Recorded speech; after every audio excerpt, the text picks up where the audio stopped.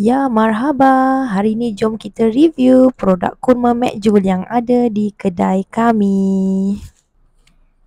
Untuk pengetahuan, kurma Makjul ni kami import sendiri tahu daripada Jordan. Jadi jangan risau tentang asal-usul kurma Makjul ni.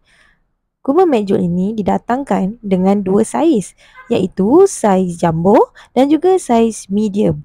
Kat sini anda boleh bezakan saiz kedua-duanya. Allah, jatuh pula. Okey, tak apa, tak apa, tak apa. Kat sini anda boleh bezakan dua saiz kurma Makjul Premium yang ada di kedai kami.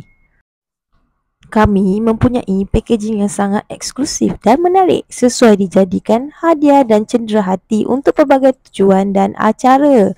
Ini adalah pack 250 gram. Yang ini pula pack 500 gram. Box ni sangat eksklusif. Tengoklah cara macam mana nak buka. Hanya perlu slide or pocot.